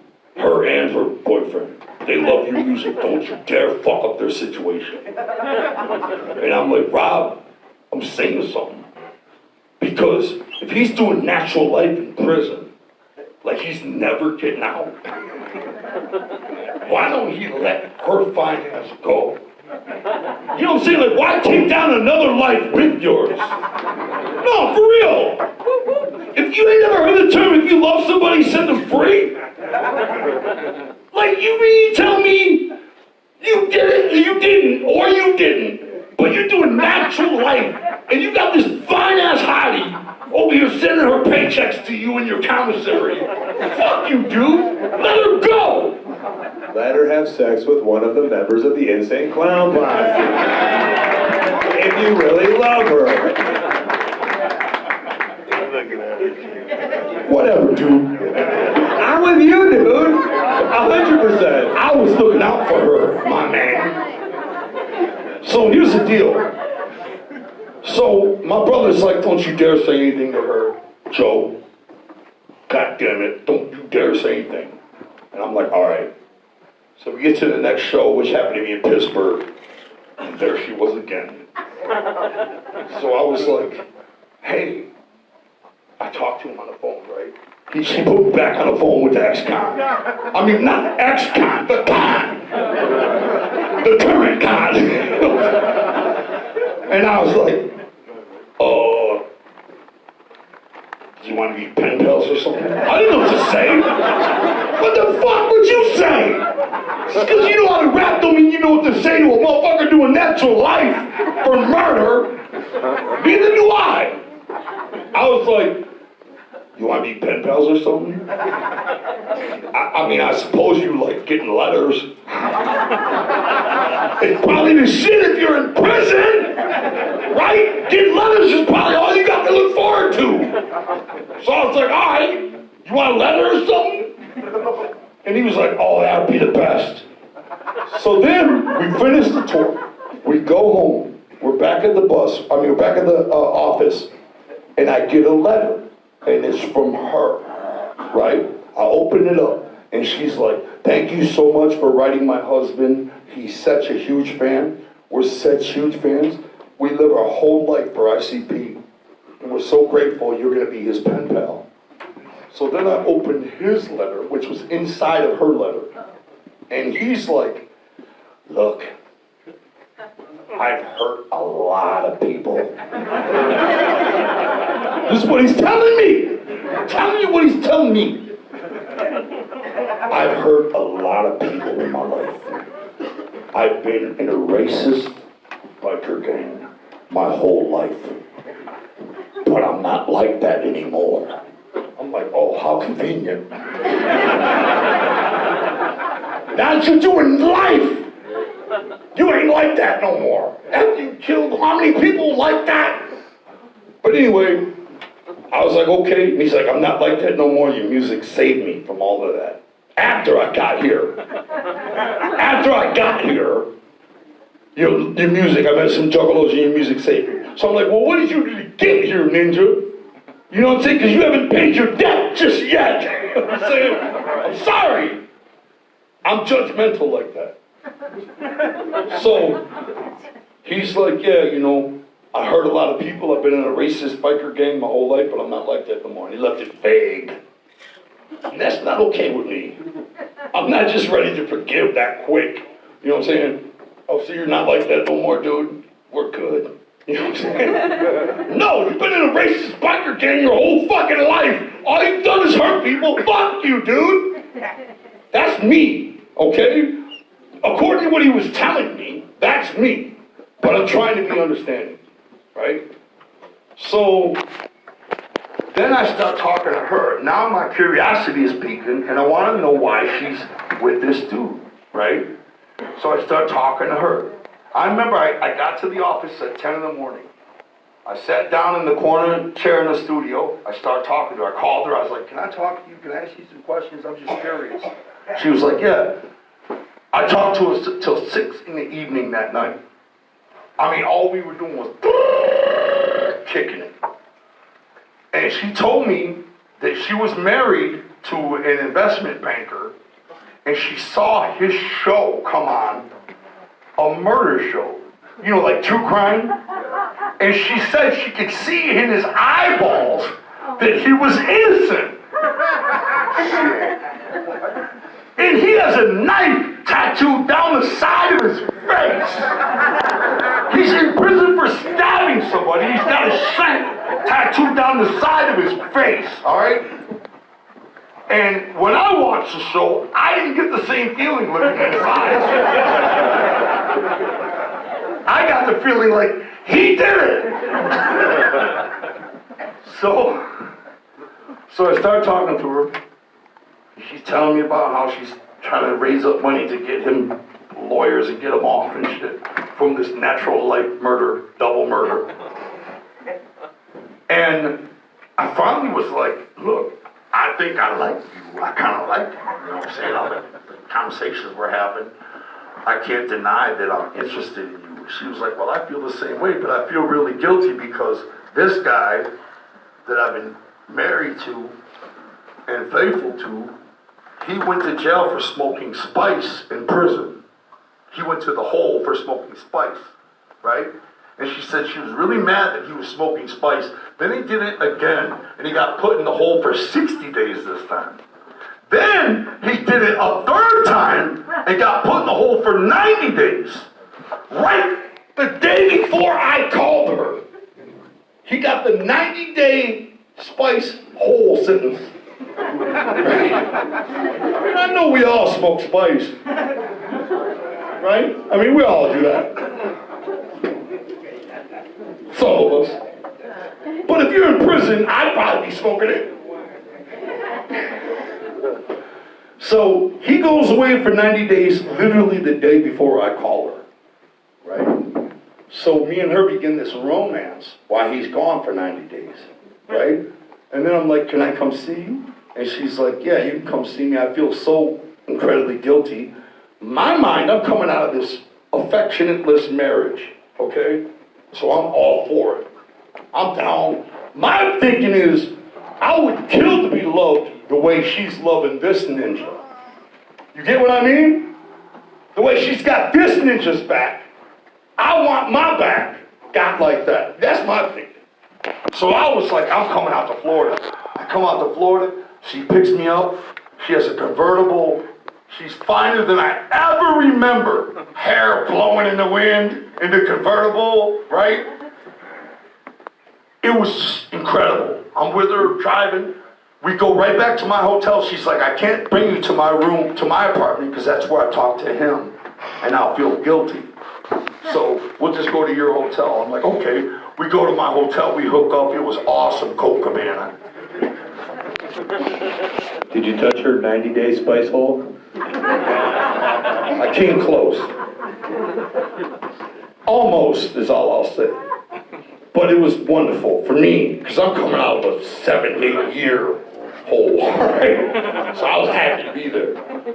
And so then we go to the movies, right? But we don't end up going to the movies. All we did was talk.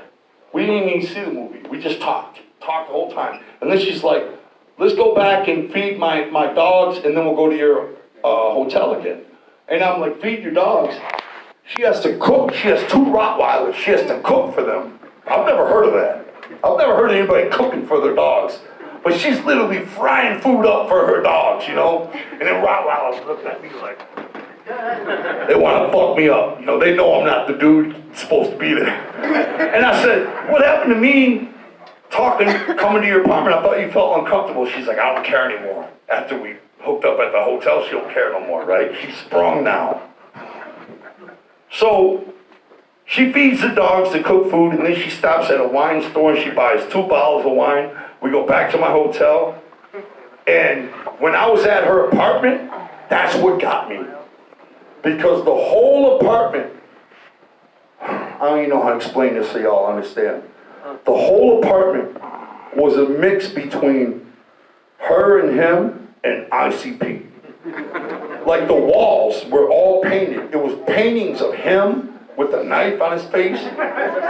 Like him doing hard time, looking down, just looking sad. And then next to it would be like a flower where the blooms of the flower were our Joker's cards. You know what I mean? Like it was all ICP and them. The whole apartment. Like, she said, this is the computer I talked to him on. Around the computer was all drawings and posters and shit. ICP and them. Like the whole love was intertwined with ICP, you know what I mean? And at her apartment when she was cooking for the dogs, I fell into a funk. Like I'm looking at that, and I'm scared, and I just got nervous, and I got anxiety, and I fell into a funk. So when we were driving to the wine store before we went back to my hotel, she's like, what's wrong? And I'm like, well, it's the whole thing about him. Yeah, I remember on the wall in her living room was a giant mural. I don't know if it was a poster, a mural, a painting, or what, but it was just him, like this, looking down, like the top of his head. And there was the bars in front, and it was the most grimmest black and white painting or mural or whatever I've ever seen in my fucking life. And I was like, that's the worst thing I've ever seen in my life. And she's like, it's my inspiration to get him out. And I was just like, damn, you have to break him out to get him out. You're gonna need a Huey and some Scud missiles to get him out. But so then we get back to the hotel, right? Now we're back at the hotel, and I'm in a funk, so I threw the pillow over my head, and I'm laying there not looking. And she's like, Joe, and I won't look, I won't pull the pillow out of my head. And then she finally like, Joe, and I looked, and she had a robe open with like her, just looking like a movie, right? Like a sexy robe with a shirt like open, and 2 bottles of, she had paint or something in her hand, and she's just sitting there like, and instantly the funk was gone. I was instantly down again. It just zapped me right back to reality. That'll do it. That'll do it. So, we commenced to doing that, right?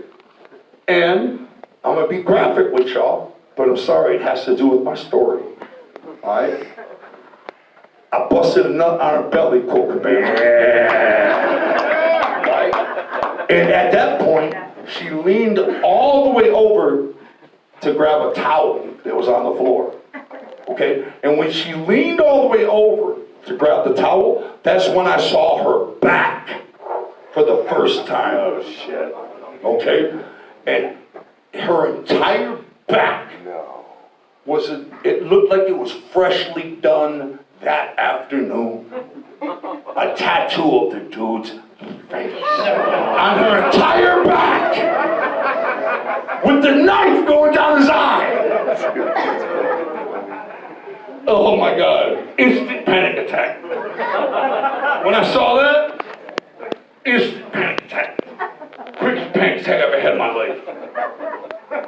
When I saw that, I'm having about the panic attack right now. So, I don't know what I did. I think I started crying. I don't know.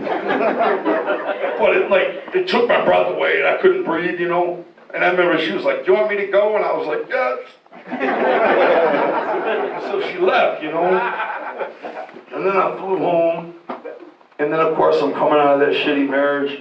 So after like 4 or 5 days, I'm starting to reconsider everything. Like, that tattoo ain't so bad. So I told my brother Rob, I'm like, "Rob, I'll just have her put clown paint on the tattoo and it'll be me." My brother said, "You can do that, Joe, but it'll always be his eyes looking at you." That fucked me up. Because he's right. But I kept saying, "Well, you know what? I can get past that tattoo." I don't know what the fuck I was thinking. But I kept saying, "I can get past that. It ain't nothing." So then we end up talking again. And she's gonna come over and we're gonna try to work it out, right? And she all of a sudden calls me and she says, "Joe, I'm so sorry. He just got out of the hole. It's been 3 months. He just got out of the hole and he wants me to talk to him. So I'm gonna go see him and I'm gonna tell him everything that's happened with me and you. And I'm gonna tell him what we're doing and I'm gonna tell him that I'm not gonna be with him anymore, you know?" So I thought about all that and I was like, all right. I'll let that motherfucker know. He ain't gonna come kick my ass. Fuck him. What would y'all do? I thought I was in love. I'm going for mine. Come on, you can be mad at me if you want. I don't care. I was like, fuck it. Tell him. The motherfucker, killer. I was just trying to make any sense out of it, right? So she's like, all right. So then the next morning, I remember I was staying at a hotel because I was transferring from where I was living to my new house. And she called me at the hotel and she said, "I'm on my way there." And I was like, all right. And then she texted me, she said, "I just left the jail. Do you want me to call you now or when I get home?" I said, "Call me now." You know, what the fuck? So then she texted me again about an hour later. She said, "I'm outside of a diner. Do you want me to call you now or call you when I get home?" I said, "Babe, call me now. I want to know what happened." So this is what she tells me. She calls me from the inside the diner. And she said that she got there and she started walking with him through the yard. They have like yard visits. They're walking through the yard and she's like, "Babe, I've been talking to the guy from ICP." And he's like, "Which one?" And she told him and he's like, "He came to see you?" And she's like, "Yeah, you know, the very thing I've been traveling around holding my phone up so you could hear his concerts and shit. Yeah, he came to see me. And we fucked." I'm assuming she told him that. Colt Cabana. Well, we know you didn't do doggy style, right? Man, I'm not, you guys can judge me if you want, I'm just keeping it real. I'm giving my life story here. I'm pouring it all out. Is what it is, babe. So I told him,